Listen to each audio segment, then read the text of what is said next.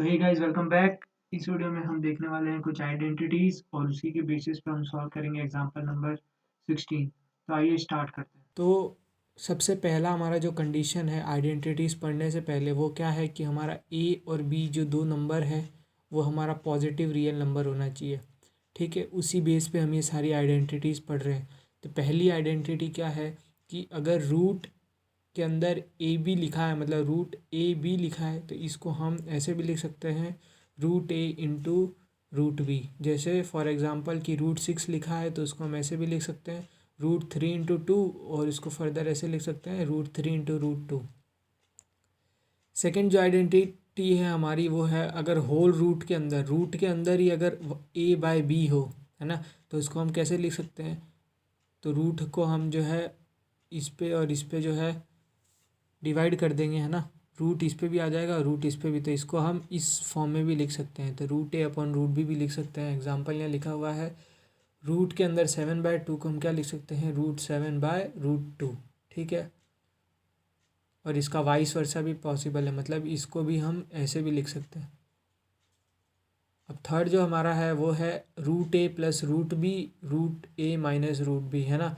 तो अगर ऐसा लिखा हुआ है तो उसको हम क्या लिख सकते हैं ए माइनस बी। अगर आपने एक आइडेंटिटी पढ़ी होगी ए प्लस बी ए माइनस बी, है ना, तो ए स्क्वायर माइनस बी स्क्वायर होता है। तो ए स्क्वायर माइनस बी स्क्वायर क्या होता है A plus B A minus B. ए और बी की वैल्यू यहाँ पे रख दीजिए तो आपको जो है ये आइडेंटिटी मिल जाएगी।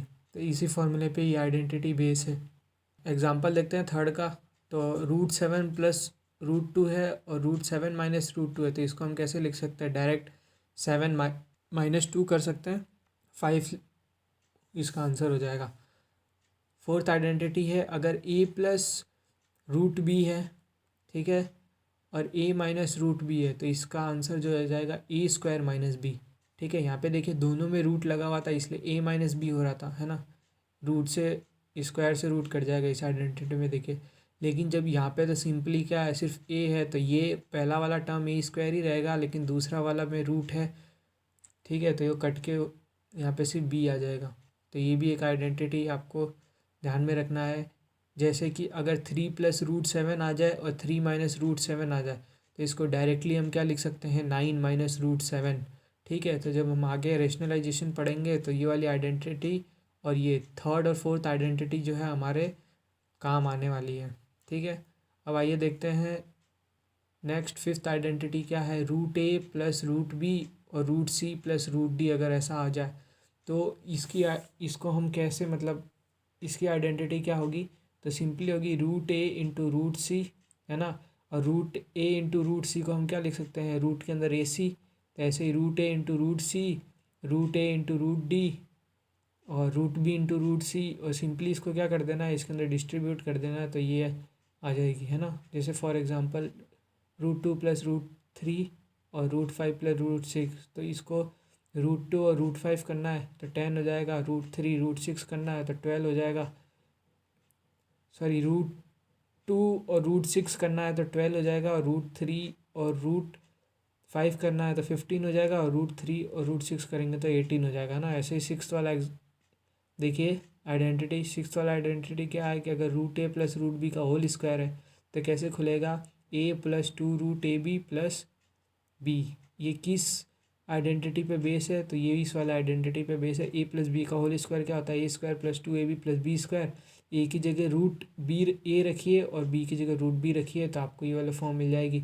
ठीक है, तो एग्जांपल अगर ऐसा कुछ क्वेश्चन आ गया कि √2 + √3 का होल स्क्वायर, है ना, तो इसको ऐसे खोल सकते हैं ए मतलब 2 + 2 × 6 3 × 2, है ना, और +3, तो इसको ऐसे सॉल्व कर सकते हैं। तो ये थे 6 आइडेंटिटीज़ जो आपको याद रखनी है। अब आइए इसी पे बेस हमको है जो है एग्जांपल नंबर 16 सॉल्व करना है। तो एग्जांपल नंबर 16 क्या बोल रहा है कि simplify the following expression. In expression को सिंप्लीफाई करना है। सिंप्लीफाई करने का मतलब है कि इसको और सिंपल फॉर्म में करना है हमको। तो इसको सिंपल फॉर्म में करने के लिए ही हमको आइडेंटिटी यूज़ हो रही होगी। ठीक है, तो यहाँ पे देखना आइडेंटिटी यूज़ हो रही है वैसे ही करना है। ठीक है, तब यहाँ देखिए 5 + √7 और 2 + √5। तो इस वाले के अंदर क्या होगा, इसके अंदर ये वाली आइडेंटिटी यूज़ होगी कौन सी, ये वाली फिफ्थ वाली, है ना। हमको क्या करना है डिस्ट्रीब्यूट करना है, तो ये क्या हो जाएगा 5 × 2, ठीक है, फिर 5 × √5, फिर 7 √7 × 2 और फिर √7 × √5। तो ये देखिए यहाँ पे सॉल्यूशन में 5 + √7 और 2 + √5 है ना, इंटू में है तो क्या किया 5 × 2 10 आ गया, फिर 5 × √5 कर दिया है ना, तो 5 √5 आ गया। अब 2 × √7 किया तो 2 √7 आ गया, और √7 × √5 किया तो ये क्या हो गया 35 हो गया। अब यहाँ पे आइडेंटिटी कैसे लगी, √7 × √5। अब √7 × √5 को हम क्या लिख सकते हैं, होल रूट के अंदर, मतलब रूट के अंदर 7 × 5 दैट इज़ √35। वैसे ही सेकंड वाले को कैसे सिंप्लीफाई करेंगे, 5 + √5 है और 5 - √5 है, तो यहाँ पे आइडेंटिटी लग रही है a + b और a - b। तो a + b a - b का क्या मतलब होता है, a² - b²। ठीक है, तो ये वाली आइडेंटिटी लगी कौन सी, 4th नंबर वाली। ठीक है, तो 4th नंबर वाली में क्या करना है, 5 का स्क्वायर करना है, ठीक है, और -√5 का स्क्वायर करना है। तो 5 का स्क्वायर क्या हो गया 25 और √5 का 5, तो ये 20 इसका आंसर।